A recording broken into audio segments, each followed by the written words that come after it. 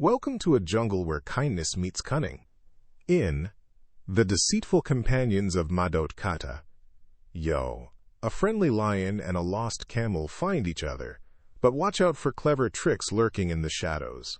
Once, in a jungle ruled by a lion named Madotkata, lived his loyal helpers, a leopard, a jackal, and a crow, along with other animals. Madotkata was a majestic, powerful adult male lion with a thick golden-brown mane and warm, intelligent golden eyes. His loyal helper, a sleek, agile adult leopard with a golden coat and piercing green eyes, always stood ready. The cunning, slender adult jackal with sandy brown fur and clever dark eyes, and the smart, observant adult crow with glossy black feathers, completed his trusted circle. Together, they navigated the vibrant jungle, their days filled with shared adventures. The jungle thrummed with life, all under the watchful and powerful eye of King Madotkata. One day, while exploring, the lion spotted a strange animal munching grass, a camel lost from its caravan. This creature was a tall, gentle adult camel with soft, light brown fur, a large, humped back, and kind, long-lashed brown eyes. The crow, who had seen many things from above, explained, "Master, that's a camel." He perched on a nearby branch, his small black eyes glinting with knowledge. "Its meat is quite tasty." But the wise lion said, "No, he's a guest in our jungle."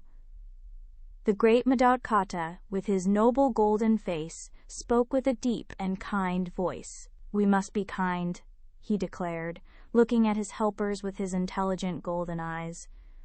"Go assure him he's safe and bring him to me." He wanted the lost camel to feel welcome and protected in his kingdom. So, Hiroi's helpers quickly went to the camel, their mission clear. The sleek, agile adult leopard, the cunning, slender adult jackal, and the smart, observant adult crow approached the new arrival. They convinced the tall, gentle camel, with its soft, light brown fur and kind, long-lashed brown eyes, that it was safe. The camel cautiously followed them, moving its long legs through the undergrowth.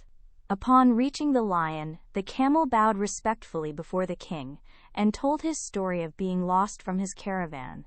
He hoped for peace and a new home in this lush, green jungle. The lion, Madotkata, kindly offered, "Stay with us."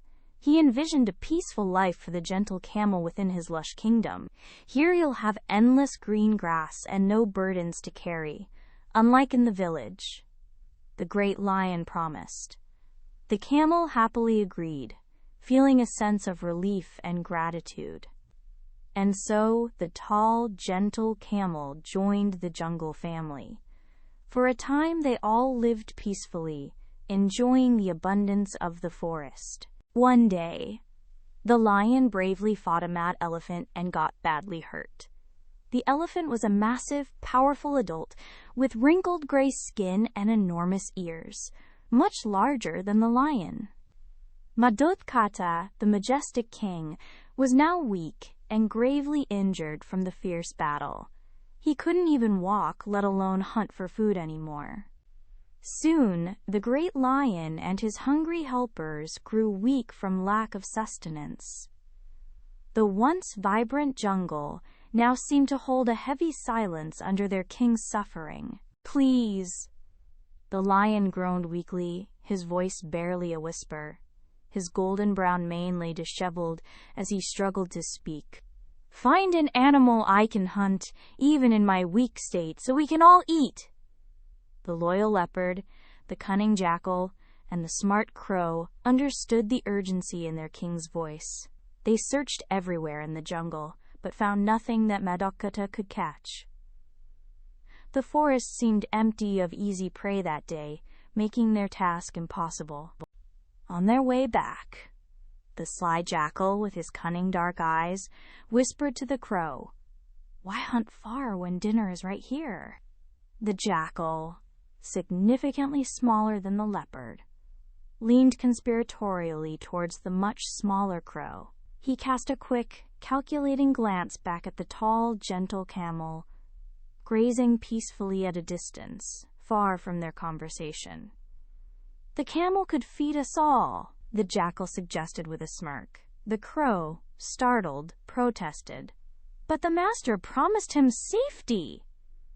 He ruffled his glossy black feathers, uneasy with the jackal's dark idea. "Leave it to me," winked the sly jackal, his clever dark eyes glinting. He confidently turned away from the crow, already formulating his plan. "I'll convince him," he added, his voice low and full of mischief. The jackal then went alone to the lion, approaching the weak king with a somber look. "Master," he said, feigning deep concern, "we found no food in our wide search." The jackal's sandy brown fur seemed to shift in the dappled sunlight as he began his deceptive speech. "We are all so weak," the jackal exclaimed mournfully, his voice filled with urgency. He made sure to emphasize the hunger and weakness shared by all the animals. "If you would only eat the camel, we'd all have enough to survive," he suggested to the lion. The lion, Madotkata, was shocked by this treacherous idea. "Shame on you," he roared, his voice weak but his intention clear. "I promise the camel safety. It would be wrong to kill him." But the jackal was very persuasive, his words carefully chosen to manipulate the lion. "It would be wrong if you killed him against his will," he argued smoothly, his sandy brown fur shining. "But if he offers himself to save us, then it's not a sin." The jackal looked earnestly at the weak lion, observing his king's thoughts.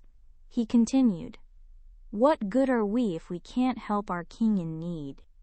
The cunning jackal suggested that it was the duty of a loyal subject to offer themselves. "You should kill one of us instead, so the others don't starve," the jackal dramatically urged, pushing his loyalty. He made a show of humility, implying that his own life was less valuable than the king's survival. The weak lion, exhausted and desperate, sighed deeply, his large chest rising and falling slowly. His golden eyes, usually so bright, now showed a flicker of resignation. "Do what you think is best for everyone," Madotkata finally conceded, his voice heavy with defeat. The cunning jackal knew he had won, and a sly smile played on his lips. The jackal wasted no time. He gathered all the animals of the jungle. He stood tall before them, his sandy brown fur looking serious in the sunlight. "Our king is ill," he announced with a grave voice, making sure to capture everyone's attention. "We couldn't find food anywhere to sustain him or ourselves. The only way to repay him and save ourselves is to offer ourselves as his meal," the jackal declared dramatically.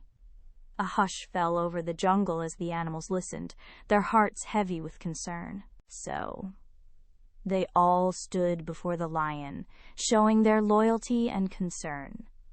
The smart, observant adult crow with glossy black feathers bravely chirped, "Master, eat me!" He hopped forward, offering his small body as a sacrifice.